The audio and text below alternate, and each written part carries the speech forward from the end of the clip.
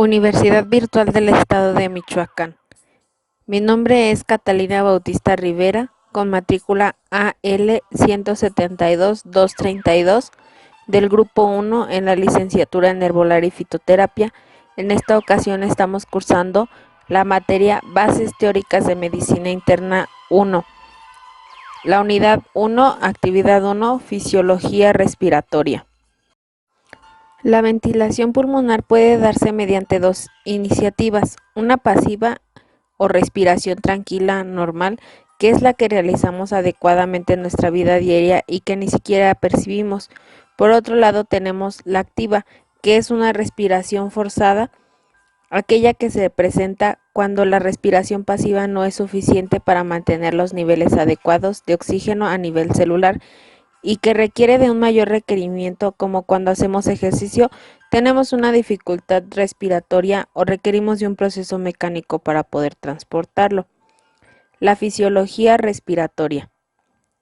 ¿Cuáles son las principales funciones del sistema respiratorio? 1. La inhalación y la exhalación son la ventilación pulmonar. 2. La respiración externa intercambia gases entre los pulmones y el torrente sanguíneo. 3. La respiración interna que intercambia gases entre la circulación sanguínea y los tejidos corporales. 4. El aire que vibra las cuerdas vocales que crean un sonido. Y 5. La olfacción o el olor es una sensación química. Podríamos decir que estas son las más importantes. ¿A qué denominamos respiración?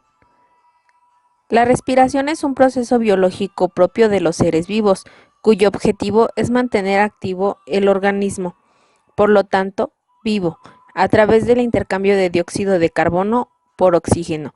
La respiración es conocida comúnmente como el proceso por el cual inhalamos aire, pero eso solo la manifestación del sistema respiratorio, cuyo proceso es aún más complejo, donde las verdaderas beneficiadas son las células de los organismos de la denominada respiración celular. ¿De qué manera influye la caja torácica en la respiración y qué otros elementos intervienen? En la caja torácica está formada por la columna vertebral, las costillas, el esternón y el diafragma. En su interior encontramos los dos pulmones. El pulmón derecho es mayor que el izquierdo y está dividido en 3 lóbulos.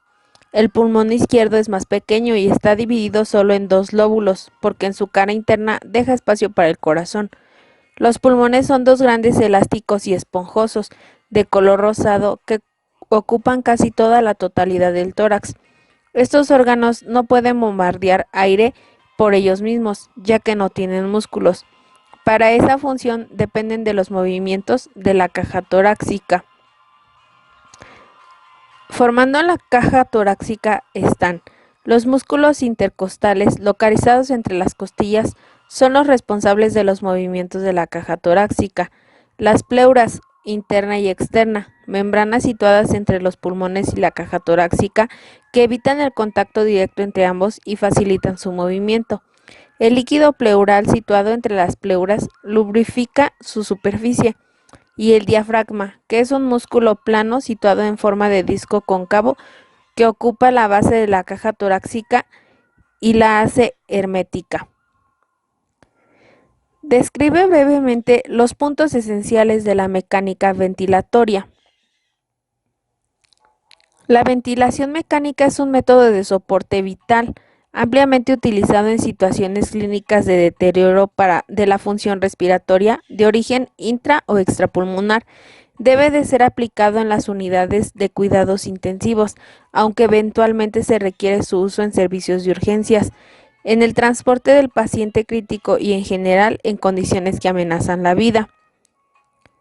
La ventilación controlada se caracteriza porque todas las respiraciones son mandatarias y no existen respiraciones iniciadas por el enfermo. Suele ser necesario sedar al enfermo para evitar la asincronía respirador-paciente. La ventilación asistida controlada. En la ventilación asistida, el paciente realiza el esfuerzo respiratorio y el ventilador le asiste insuflando el gas Así el esfuerzo no es detectado durante un periodo de tiempo programado. El respirador inicia un ciclo automáticamente. El ventilador sincroniza el esfuerzo inspiratorio con el inicio del ciclo y puede haber respiraciones mandatorias o asistidas. La ventilación con presión de soporte. En este modo todas las respiraciones son espontáneas. La ventilación está limitada por presión ciclada por flujo.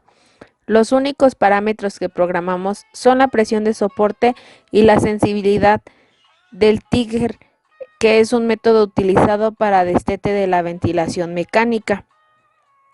La ventilación mandataria intermitente sincronizada alterna respiraciones mandatarias con espontáneas del paciente.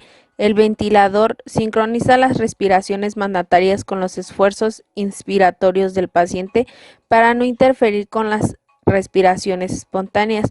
En las respiraciones espontáneas se puede aplicar presión soporte. El volumen y el soporte es un método de ventilación asistida donde programamos el trigger y el BC deseado.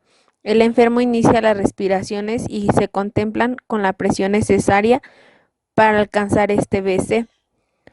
Otros métodos. Existen otros métodos ventilatorios como la ventilación pulmonar independiente, la ventilación oscilatoria de alta frecuencia o la ventilación asistida ajustada neuronalmente, que es NAVA, que puede usarse en determinadas situaciones.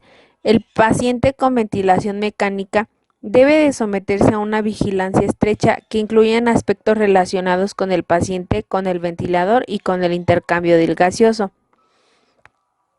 ¿Qué complicaciones hay en la ventilación mecánica? La ventilación mecánica puede afectar de forma directa al aparato respiratorio, pero también va a introducir cambios en el resto de órganos.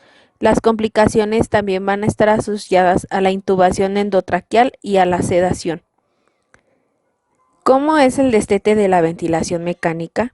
Se conoce como destete o weaning al proceso por el que se produce una forma progresiva del soporte que el enfermo recibe del ventilador hasta poder retirar la ventilación mecánica.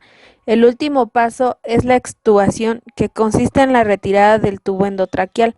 Para poder retirar la ventilación mecánica, el enfermo debe demostrar que tiene un nivel de capacidad respiratoria suficiente.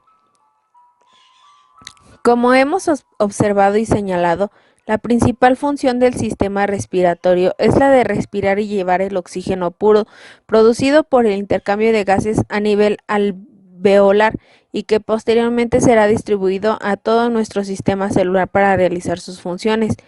Entendimos que para que se dé la respiración se necesita de ciertos movimientos que producen la caja torácica, con la finalidad de permitir la entrada y salida de aire hacia los pulmones. Dicho fenómeno responde a lo que denominaremos ventilación, que no es más que simplemente el proceso funcional por el cual transporta oxígeno desde nuestro medio hasta los alévolos pulmonares y viceversa. Esta fue mi presentación. Agradezco mucho su atención. Saludos.